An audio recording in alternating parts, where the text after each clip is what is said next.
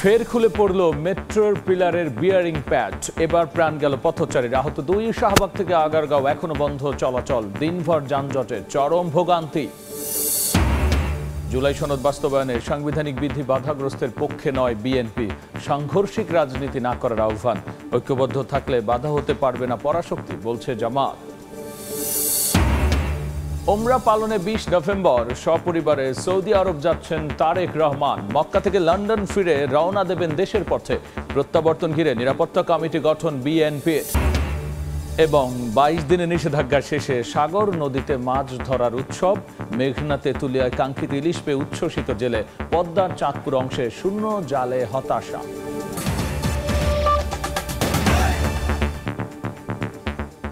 জনপদের সময়, সঙ্গে আছি আমি গোলাম রাব্বি। ফের খুলে পড়ল মেট্রো রেলের পিলারের বিয়ারিং প্যাড। মাথার উপরে পড়ে এবার প্রাণ গেল এক পথচারীর। আহত হয়েছেন আরও 2 জন। তদন্তে কারো গাফিলতি পেলে ব্যবস্থা ও নিহতের পরিবারকে সহায়তার আশ্বাস সড়ক উপদেষ্টার। এদিকে মেট্রো চলাচল বন্ধে নগর জুড়ে তৈরি হয়েছে চরম ভোগান্তি। এখনো বন্ধ শাহবাগ থেকে আগারগাঁও অংশ। মেট্রো রেলের পিলারের বিয়ারিং প্যাড খুলে প্রাণ গেছে যুবকের। প্রিয়জনের এমন মর্মান্তিক মৃত্যুর খবরে গ্রামের বাড়ি শরীয়তপুরের নড়িয়ায় আহাজারি থামছে না স্বজনদের। শোকস্তব্ধ এলাকাবাসীও। রোববার দুপুর 12টার দিকে খামারবাড়ি মোড়ে 433 নম্বর পিলারের 150 কেজি ওজনের বিয়ারিং প্যাড হঠাৎই খুলে পড়ে। পথচারী আবুল কালাম আজাদের মাথায় পড়লে ঘটনাস্থলেই মৃত্যু হয় তার। আহত হন আরও 2 জন। দুর্গা বাচ্চা ছোট ছোট বাইরেও ওনার উপরে নির্ভর। সংসারটা চলবো কেমনে? সরকারই তো দায়ভার। যেমনে চলে এসব ওনার সংসারটা চলার একটা ব্যবস্থা করিয়া দেয় জানি। উপরের থেকে ওই মেট্রোলে পিলারের নিচ থেকে স্প্রিংটা সুইটটা এই জায়গায় পড়ছে। পাথরটা পড়ছিল, সেই পাথরটা স্প্রিং করে আমার দিকে আসছে। তখন আমার জীবন বাঁচাতে গিয়ে আমি এভাবে ঠেক দিই। ঘটনাস্থলে তাৎক্ষণিক উপস্থিত হন আইন শৃঙ্খলা বাহিনীর সদস্যরা। সেই সঙ্গে উপস্থিত হয় মেট্রো রেল কর্তৃপক্ষ। জানায় গাফিলতি পেলে নেওয়া হবে ব্যবস্থা। বিয়ারিং প্যাড বলে এটাকে। বিয়ারিং প্যাড পরে একজন পথচারী, যার নাম আবুল কালাম, ওনার বাড়ি হলো শরীয়তপুরে, ওনার মাথার উপরে পড়ে এবং উনি স্পট ডেথ হয়। তদারকি করা হয়, সবই করা হচ্ছে, ইনভেস্টিগেশন করা হয়েছে এবং এটা যে চেক করা দরকার ওটাও করা হয়েছে। অ্যাক্সিডেন্ট হয়েছে, আমাদের কাজ হলো যাতে অ্যাক্সিডেন্ট আর না হয় ওটার প্রতিরোধ করা। বেলা 2:30টার দিকে ঘটনাস্থলে উপস্থিত হন সড়ক পরিবহন উপদেষ্টা। ঘটনা তদন্তে 5 সদস্যের একটি কমিটি গঠনের কথা জানান তিনি। একই সঙ্গে ক্ষতিগ্রস্ত পরিবারকে 5 লাখ টাকা অনুদান ও পরিবারের অন্য সদস্যকে মেট্রো রেলে চাকরি দেওয়ার ঘোষণা দেন। নিহতের সমস্ত দায় দায়িত্ব আমরা গ্রহণ করব, মেট্রো রেল গ্রহণ করবে। প্রাথমিকভাবে পরিবারকে 5 লক্ষ টাকা সাহায্য দেওয়া হবে নিহতের পরিবারকে। এরপরে নিহতের পরিবারে যদি কোনো কর্মক্ষম ইয়ে থাকে তাকে মেট্রো রেলে চাকরি দেওয়া হবে। ঘটনাটা কেন ঘটলো সেটার জন্য আমরা একটা তদন্ত কমিটি গঠন করেছি। দুর্ঘটনার পর বন্ধ হয়ে যায় মেট্রো রেল চলাচল। এতে রাজধানী জুড়ে যানজটে চরম ভোগান্তিতে পড়েন নগরবাসী। 2.5 ঘন্টা বন্ধের পর চালু হয় আগারগাঁও থেকে উত্তর অংশে চলাচল। মিরপুর থেকে আসছি, প্রায় 2 ঘন্টা যাবত বসে আছি বাসের ভিতরে। অসহ্য হয়ে বাস থেকে নেমে হেঁটে যাচ্ছি। কাজীপাড়া থেকে পারামঘাট আসতে আমাদের 1 ঘন্টা প্লাস হয়ে গেছে, এখনো বেরোতে পারিনি। প্রচন্ড জাম, কষ্ট হচ্ছে, রোগী নিয়ে কষ্ট হচ্ছে না। এদিকে দুর্ঘটনার পর থেকেই বন্ধ ছিল মেট্রো রেল চলাচল। এতে ভোগান্তিতে পড়েন চলাচলকারী মানুষ। প্রায় 2.5 ঘন্টা বন্ধ থাকার পর চালু হয় আগারগাঁও থেকে উত্তরা অংশের মেট্রো চলাচল। এর আগে গত বছরের 18 সেপ্টেম্বর খামারবাড়ি মোড়ে মেট্রো লাইনের বিয়ারিং প্যাড খুলে পড়ে। তবে সেবার নিচে কেউ না থাকায় হতাহত হননি কেউ। তাসনিয়া নিশাত, মিম, সময় সংবাদ, ঢাকা। এই মুহূর্তে রাজধানীর কারওয়ান বাজারে আছেন সহকর্মী ওয়ালিউল সাকিব। সরাসরি যাচ্ছি তার কাছে। রাজধানী জুড়ে যে আজকে সকাল থেকে তীব্র যানজটের পরিস্থিতি, তার কিছুটা চিত্র কিন্তু এই কারওয়ান বাজার মোড়ে আমি দেখতে পাচ্ছি। আবার ঠিক পেছনে কিন্তু আমরা দেখতে পাচ্ছি যে গাড়ির প্রচণ্ড চাপ রয়েছে। এবং একটু দেখানোর চেষ্টা করি, এখানে যে সড়কটি আসলে কারওয়ান বাজার হয়ে ফার্মগেটের দিকে গেছে, 2 পাশের সড়কেই কিন্তু গাড়ির প্রচণ্ড চাপ। এবং আমরা দেখতে পাচ্ছি যে এক পাশের সিগন্যালটি মাত্র ছেড়েছে, তবে গাড়ির এত চাপ যে ধীর গতিতে গাড়ি এগোচ্ছে। আর ঠিক পাশের যে লেনটি রয়েছে এই পাশের সড়কটি দিয়ে কিন্তু আমি দেখতে পাচ্ছি যে গাড়ি গিয়েই কিছু দূর এগিয়েই কিন্তু আটকে যাচ্ছে যানজটের মধ্যে। আর একটু জানিয়ে রাখি যে আজকে সকালে যে দুর্ঘটনাটি ঘটেছিল তারপর থেকেই কিন্তু মেট্রো রেল চলাচল বন্ধ হয়ে যায়। প্রায় 2.5 ঘন্টা পুরো রুটেই কিন্তু মেট্রো রেল চলাচল বন্ধ থাকে। আর আমরা জানি যে আসলে প্রতিদিন গড়ে প্রায় 4 লাখ মানুষ কিন্তু এই মেট্রো রেল চলাচল করে থাকেন। তো তার একটি বড় প্রভাব কিন্তু এই সড়কে পড়েছে এবং পরবর্তীতে আমরা দেখেছি যে আগারগাঁও থেকে উত্তর পর্যন্ত চালু হয়েছে, কিন্তু এই যে আগারগাঁও থেকে মতিঝিল পর্যন্ত যে অনেকগুলো স্টপেজ রয়েছে এখানকার যে লক্ষাধিক যাত্রী বলা যায় যে তারা কিন্তু দুর্ভোগে পড়েছেন। তো ঠিক যেমন মেট্রো রেলের যাত্রীরা দুর্ভোগে পড়ছিলেন, তারা যখন সড়ক ধরে তাদের গন্তব্যে যাওয়ার চেষ্টা করছিলেন সে কারণে কিন্তু আমরা দেখেছি দুর্ভোগটি সড়কেও নেমে আসে এবং সড়কে ঠিক সেই সকাল থেকে শুরু করে এখনো পর্যন্ত কিন্তু চাপ রয়েছে। এবং আমরা দেখতে পাচ্ছি যে যারা আইন শৃঙ্খলা বিশেষ করে ট্রাফিক পুলিশ যারা এখানে রয়েছেন যে ট্রাফিক নিয়ন্ত্রণের চেষ্টা করছেন তারা কিন্তু সর্বাত্মক চেষ্টা করছেন, কিন্তু গাড়ির এতটা চাপ, এত বেশি মানুষ সড়কে আজকে নেমে এসেছেন, বিভিন্ন গাড়ি যানবাহন আমরা কিন্তু দেখতে পাচ্ছি যে ভোগান্তির চিত্রের মধ্যে কিন্তু অ্যাম্বুলেন্সে চলাচলকারী রোগীরাও দুর্ভোগে পড়েছে। তো এসব কারণে এত গাড়ির চাপ নিয়ন্ত্রণ করতে হিমশিম খেতে হচ্ছে এই ট্রাফিক পুলিশ সদস্যদের। আর যারা যাত্রী রয়েছেন তারা কিন্তু তাদের দুর্ভোগের কথা বলেছেন যে তারা সীমাহীন দুর্ভোগে পড়েছেন। আমরা দেখেছি যে মিরপুর থেকে বাসে ওঠার পরে আসলে যে 2 ঘন্টা 3 ঘন্টা পেরিয়েও কিন্তু অনেকে কারওয়ান বাজার পার হতে পারেননি, অনেকে ফার্মগেট পর্যন্ত এসে যানজটের তীব্রতায় বিরক্ত হয়ে অনেকে কিন্তু পায়ে হেঁটে তাদের গন্তব্যে যাওয়ার চেষ্টা করছেন। এবং আমরা দেখছিলাম যে কিছু কিছু বাসে যাত্রীরা উঠে কিন্তু তারা ওখানে বসে আছে ঘন্টার পর ঘন্টা। তো তাদের যে দুর্ভোগের মাত্রা সেটি কিন্তু একেবারে সীমা ছাড়িয়েছে। আমরা দেখছিলাম যে বিভিন্ন বয়সের মানুষ রয়েছে এবং যে গাড়ি, বাস, সিএনজি যত ধরনের গণপরিবহন রয়েছে প্রতিটি গণপরিবহন আমরা দেখেছি যে বাইকেও কিন্তু যে প্রচণ্ড চাপ। আর বিশেষ করে বাইকারের দিক থেকেও কিন্তু তারা অভিযোগ করছিলেন যে তারা কিন্তু সাধারণত প্রতিদিন যে পরিমাণ যে ট্রিপ তারা করে থাকেন তার চেয়ে অনেক ট্রিপ কিন্তু তারা আজকে করতে পারছেন। তো এখনকার যে পরিস্থিতি আমরা দেখতে পাচ্ছি এই যানজট কিন্তু আরও কয়েক ঘন্টা দীর্ঘ হতে পারে বলে কিন্তু আমাদের মনে হচ্ছে। তো এই ছিল আমার কাছে এখন পর্যন্ত কারওয়ান বাজার থেকে যানজটের সবশেষ খবর। মেট্রো রেল দুর্ঘটনার পর সৃষ্টি হওয়া যানজটের সবশেষ নিয়ে আমরা সরাসরি ছিলাম কারওয়ান বাজারে। এবার অন্য খবর, জুলাই সনদ বাস্তবায়নে সাংবিধানিক বিধি বাধাগ্রস্তের পক্ষে নয় বিএনপি। সাংঘর্ষিক রাজনীতির পথ ছেড়ে সব দলকে তাই নির্বাচনে অংশ নেওয়ার আহ্বান জানান দলটির নেতারা। ভোটের অভিযাত্রা ক্ষতিগ্রস্ত না করতে জুলাইয়ের চেতনা ধারণের তাগিদ দিয়ে জামায়াতে ইসলামের সেক্রেটারি জেনারেল বলেছেন, ঐক্যবদ্ধ থাকলে নতুন বাংলাদেশ বিনির্মাণে বাধা হতে পারবে না কোনো পরাশক্তি। আর গণ অধিকার পরিষদের প্রতিষ্ঠা বার্ষিকীর অনুষ্ঠানে এসব কথা বলেছেন তারা। 2018 সালের কোটা সংস্কার আন্দোলনের নেতৃত্ব থেকে উঠে আসা রাজনৈতিক দল গণ অধিকার পরিষদের চতুর্থ প্রতিষ্ঠাবার্ষিকী। জুলাই আন্দোলনের সব রাজনৈতিক দলের মিলন মেলায় পরিণত হয় অনুষ্ঠানের মঞ্চ। দলটির সভাপতি নুরুল হক নূর বলেন, নির্বাচন বিলম্বের কোনো সুযোগ নেই।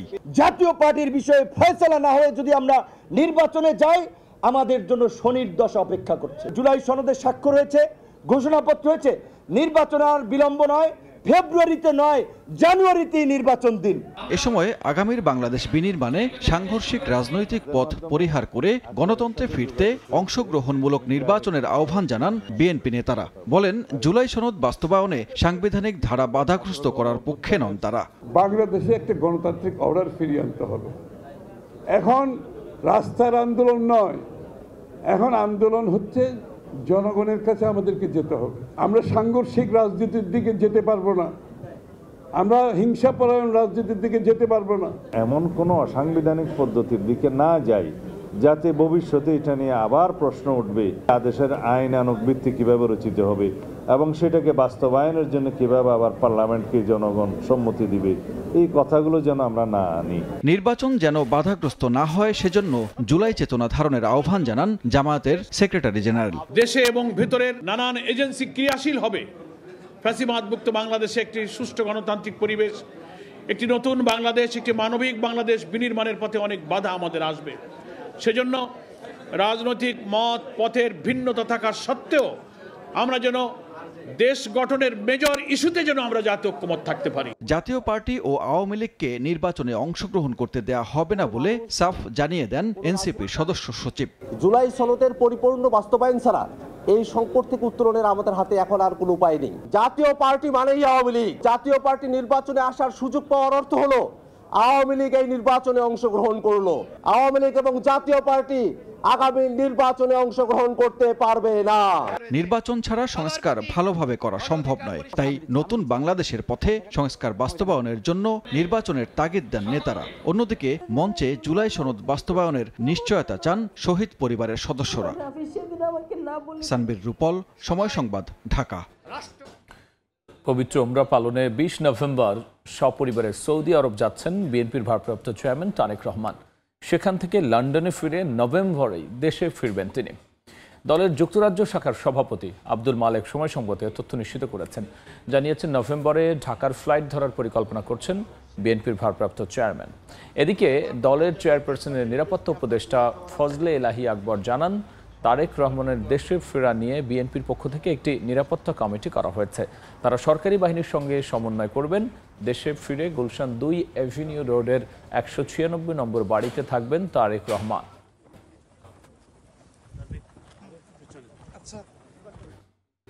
জনপদের সময়ে আরও থাকছে। গ্যাস লিকেজ থেকে ডাইং কারখানার বয়লার রুমে আগুন। নারায়ণগঞ্জে 5 শ্রমিক সহ 6 জন দগ্ধ। বার্ন ইনস্টিটিউটে ভর্তি, সবার অবস্থায় গুরুতর। ক্ষমতায় গেলে শিক্ষা, ন্যায় বিচার, অর্থনীতি ও পররাষ্ট্রনীতিতে নতুন দৃষ্টিভঙ্গির প্রতিশ্রুতি তুলে ধরেছেন জামায়াতের আমির ডাক্তার শফিকুর রহমান। যুক্তরাষ্ট্রের মিশিগানে এক গণসংবর্ধনায় তিনি বলেছেন, দুর্নীতিমুক্ত প্রশাসন, ন্যায়ভিত্তিক সমাজ ও মজলুম মানুষের পাশে দাঁড়াবে তার দল। পররাষ্ট্রনীতিতে কারো প্রভুত্ব নয়, পারস্পরিক সম্মান ও বন্ধুত্বের ভিত্তিতে সম্পর্ক গড়ার আহ্বান জানিয়েছেন তিনি। আমাদের 1 নম্বরের অঙ্গীকার হচ্ছে জাতির ভাঙ্গাচোরা বিধ্বস্ত শিক্ষা ব্যবস্থায় আমরা সবার আগে হাত দেব ইনশাআল্লাহ। যে জাতির মেরুদণ্ড ঠিক নাই, এই জাতি মাথা উঁচু করে দাঁড়াতে পারবে না। সমাজের কোথাও এখন ন্যায় বিচার বা সুবিচার নেই, সব জায়গায় অসতরা বসে আছে। আমরা সেই বিচারটা সমাজে কায়েম করতে চাই। দেশকে অর্থনৈতিক জঞ্জাল থেকে মুক্তি দিতে হবে। গোটা ব্যাংক এবং নন ব্যাংকিং ফিনান্সিয়াল সেক্টরস এটাকে পুরো আবার ঢেলে সাজাতে হবে। বিশ্ব সভায় আমরা কেউ কেউ থেকে বিচ্ছিন্ন না। আমাদের পলিসি হবে সভ্য দেশগুলোর সাথে বন্ধুত্ব, কারোর সাথে শত্রুতা নয়। আমরা কারো প্রভুত্ব কিংবা দাদাগিরি বা বড় ভাইগিরি আমরা মেনে নেব। বিএনপি কিংবা জামায়াত নয়, জুলাই সনদের বাস্তবায়ন, প্রয়োজনীয় মৌলিক সংস্কার ও বিচারিক প্রক্রিয়ার ধারাবাহিকতা নিশ্চিতে এনসিপি নেতৃত্বই প্রয়োজন বলে মন্তব্য করেছেন দলটির উত্তরাঞ্চলের মুখ্য সংগঠক সার্জিস আলম। সকালে কিশোরগঞ্জে এনসিপির সমন্বয় সভায় প্রধান অতিথির বক্তব্যে তিনি একথা বলেন। সার্জিস অভিযোগ করেছেন, নির্বাচন কমিশন শাপলা প্রতীক বরাদ্দে স্বেচ্ছাচারী ভূমিকা পালন করছে। এই কমিশন দিয়ে নির্বাচন অনুষ্ঠিত করা সম্ভব নয় বলেও মন্তব্য করেন তিনি।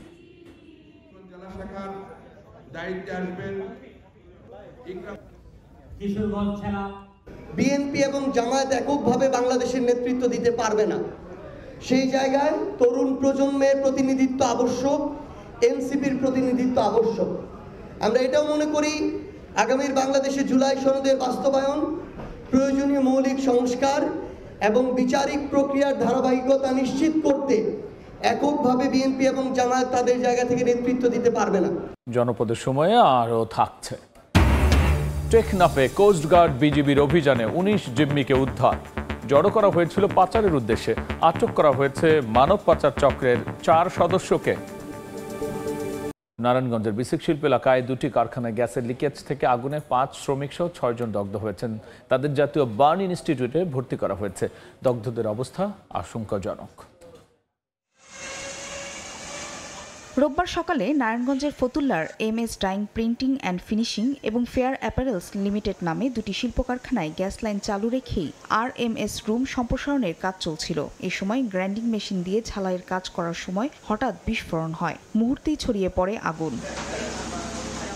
খবর পেয়ে ফায়ার সার্ভিসে একটি ইউনিট ঘটনাস্থলে পৌঁছে, কিন্তু তার আগেই আগুন নিভিয়ে ফেলেন শ্রমিকরা। পরে দগ্ধ শ্রমিক ও এক নিরাপত্তা কর্মীকে উদ্ধার করে পাঠানো হয় রাজধানীর জাতীয় বার্ন ও প্লাস্টিক সার্জারি ইনস্টিটিউটে। অফ না করে ঠিক করবো করতে করতে হঠাৎ করে বিকট শব্দ হইতাছে, যে ধোঁয়া বাইরে। তৎনগত আমি যেখানে চাবি আছিল আমাদের অন অফ করার, ওই চাবিটা আমি বন্ধ করে দিছি। যেহেতু গ্যাসের রুম, গ্যাস থাকতে লিকেজ থাকতে পারে, তখন বিস্ফোরণ হয়। চিঠি দিয়ে ওনাদেরকে জানিয়ে দেবো যে আসলে এই ধরনের কাজ করতে গেলে অবশ্যই সতর্কতা অবলম্বন করতে হবে। দগ্ধদের সবার অবস্থাই গুরুতর বলে জানিয়েছেন চিকিৎসক। তাদের মধ্যে একজনকে ভর্তি করা হয়েছে আইসিইউতে। 6 জনের মধ্যে আমরা 5 জনকে ভর্তি রেখেছি আর একজনকে আমরা অবজারভেশন ওয়ার্ডে রাখছি। তো 2 জন আশঙ্কাজনক অবস্থায় আছেন, কারণ ওনাদের শ্বাসনালী পুড়েছে।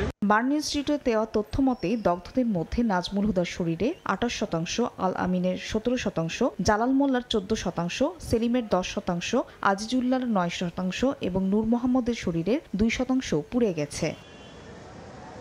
সময় সংবাদ, নারায়ণগঞ্জ।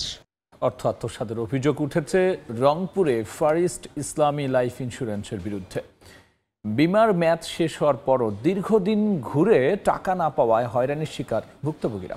এরই মধ্যে অফিসের সব মালামাল বিক্রি করে সটকে পড়ার সময় কর্মকর্তাদের আটকের পর সড়ক অবরোধ করে আন্দোলন করছেন গ্রাহকরা। তারিকুল ইসলামের ক্যামেরায় আব্দুর রশিদ জীবনের রিপোর্ট। তিলে তিলে জমানো কষ্টার্জিত টাকা দীর্ঘদিনেও ফেরত না পাওয়ায় রংপুরে এভাবেই ফারিস্ট ইসলামী লাইফ ইন্স্যুরেন্স কোম্পানির কর্মকর্তাদের অবরুদ্ধ করে রাখে গ্রাহকরা।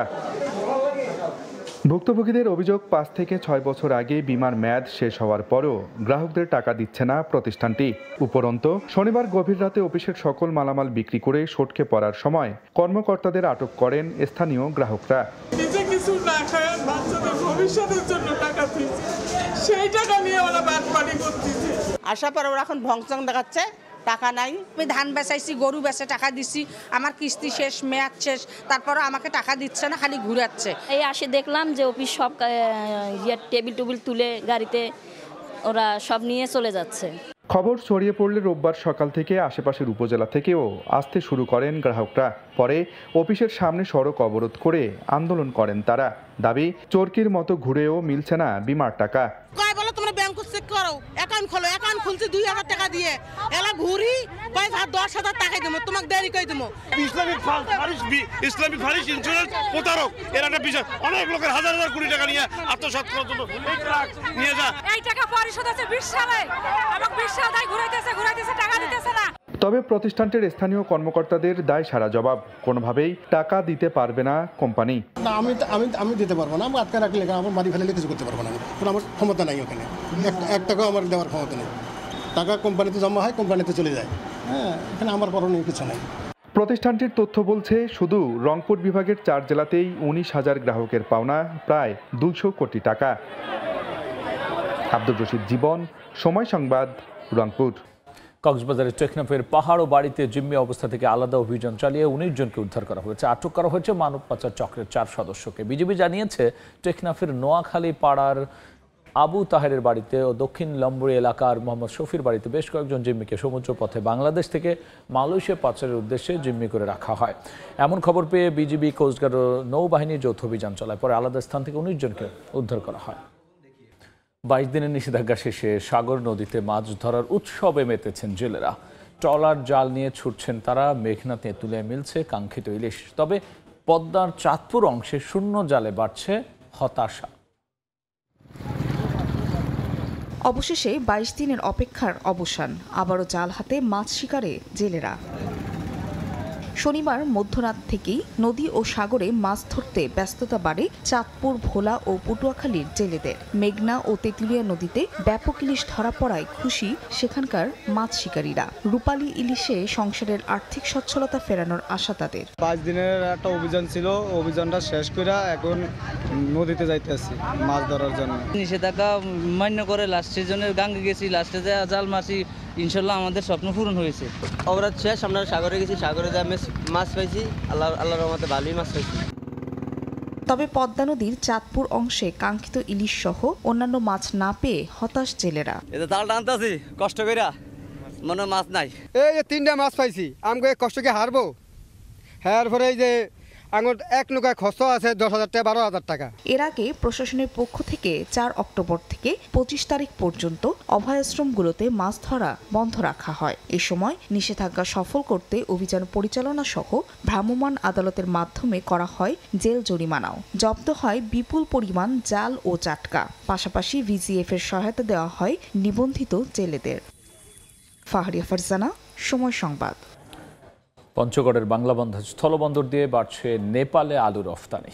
রোববার গেল ৫১টি ট্রাকে ১,০৭১ মেট্রিক টন।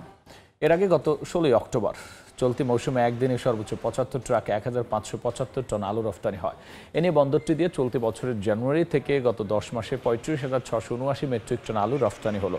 স্থলবন্দরের উদ্ভিদ সঙ্গ নিরোধ কেন্দ্রের অতিরিক্ত উপপরিচালক নূর হাসান জানিয়েছেন, আলুগুলো উত্তরবঙ্গের বিভিন্ন জেলা থেকে বাছাই করে নেপালে রফতানি করে বিভিন্ন রফতানিকারক প্রতিষ্ঠান। জনপদের সময় শীর্ষ সংবাদ জানিয়ে দিচ্ছে আরও একবার।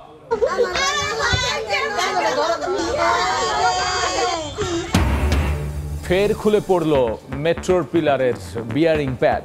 এবার প্রাণ গেল পথচারীর, আহত ২। শাহবাগ থেকে আগারগাঁও এখনো বন্ধ চলাচল, দিনভর যানজটে চরম ভোগান্তি।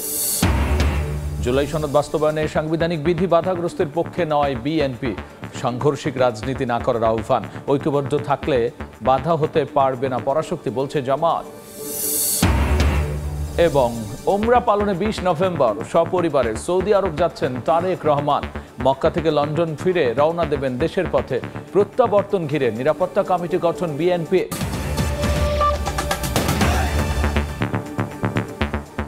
এই ছিল জনপদের সময়। রাতের সময় নিয়ে আবারও আসছি কিছুক্ষণ পর, সঙ্গেই থাকুন সময়।